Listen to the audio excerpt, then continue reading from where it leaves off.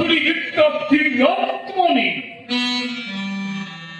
ಗಾತ್ರದಲ್ಲಿ ಸೂರ್ಯನನ್ನು ಎಷ್ಟು ಅದುಪಾದು ಬಿಕ್ಕಿರಿವಿ ಎಂಬುದು ಗೊತ್ತಾಗದು ಮಣ್ಣಿನ ಬಗಿಲ ಮಕ್ಕಳಿಗೆ. ಮೂರು ಪಾದಗಳಿಂದ ಮೂರು ಲೋಕಗಳಲ್ಲಿ ಆಕ್ರಮಿಸಿಕೊಂಡ ಆ ತ್ರಿವಿಕ್ರಮನು ಕೇವಲ ಕೂಸು ನಿನ್ನ ಕಣ್ಣು ದಿಕ್ಕಿಗೆ. ಮಹಿತೋ ಮಹಿಯೇ, ನಿನ್ನೆನೆಯೋ ಮಲಗಿರುವ ಅಗ್ನಿರಸ ಕಣಗಳೇ ಕೆರಳಿಸಿ ನನ್ನನ್ನು ಆಶೀರ್ವದಿಸು.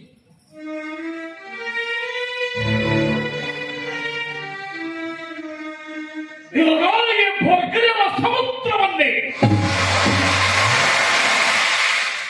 ನಿನ್ನೆದೆಯ ಉಸಿರಿನಿಂದ ಕೆರಳಿಸಿ ನನ್ನೆದೆಯೊಳ ಗುರುಳಿಸಿ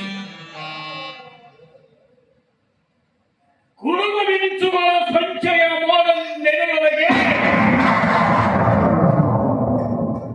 ನಿನ್ನೆದೆಯ ಸಿರಿಯ ಸುರಿಸಿ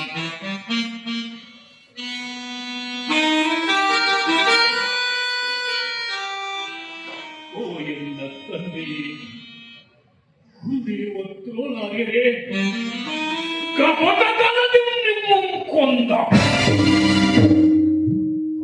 ಕೌಂತೆಯರ ಕೆನ್ನೀರಿನೊಡನೆ ನಿಮಗೆ ದುಃಖಾಶ್ರುಗಳನ್ನರ್ಪಿಸುವೆನಲ್ಲದೆ ಬರಿಯ ಕಣ್ಣೀರಿನಿಂದ ನಿಮಗೆ ದುಃಖಾಶ್ರುಗಳನ್ನರ್ಪಿಸಲಾರೆ. ಪಾಂಡವರ ರಕ್ತಮಾಂಸಮಜ್ಜಾದಿಗಳಿಂದ ನಿಮಗೆ ಪಿಂಡ ಪ್ರದಾನ ಮಾಡುವೆನಲ್ಲದೆ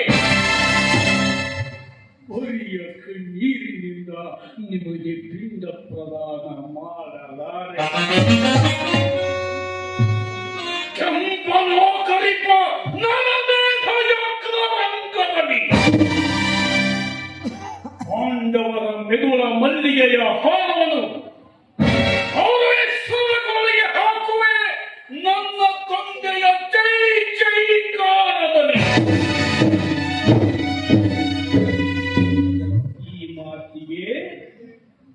ಈ ಮಾತಿಗೆ ಸಾಕ್ಷಿಯಾಗಿದೆ ದಕ್ಷಿಣದ ದಿಕ್ಕಿನಲ್ಲಿ ಮೂಡಿದ ಅಗಸ್ತ್ಯ ನಕ್ಷತ್ರ. ಪುತ್ರ ಅಶ್ವತ್ಥಾಮನಿಗೆ ನನ್ನನ್ನು ಕಂಡ ಸಾಮ್ರಾಜ್ಞಿ ಭಾನುಮತಿಯವರ ವಿನಂತಿಯಿಂದ ನಡುರಾತ್ರಿ ಸರಿಯಾಗಿ ತಾವು ಸಾಮ್ರಾಜ್ಞಿ ಭಾನುಮತಿಯವರನ್ನು ಕಾಣಬೇಕು. ಅಂತಹದೇನಮ್ಮ? ಅದೇನು ನನಗೆ ತಿಳಿದಿಲ್ಲ. ಕರುಣಿಸಿ ಬರಬೇಕೆಂದು ಮತ್ತೊಮ್ಮೆ ಕೇಳಿಕೊಳ್ಳುವೆ. ಕರುಣೆಯ ಮೂರ್ತಿಯಾದ ಕೌರವೇಶ್ವರನ ಅರಸೇ ಕಾಣಲು ಚಿಂತಿಸದಿರೆಂದು ಅಕ್ಕನಿಗೆ ಹೇಳವ. ಅಕ್ಕ ನಿಶ್ಚಯಂತೆ ನಡುರಾತ್ರಿಗೆ ಸರಿಯಾಗಿ ಬರುವೆ.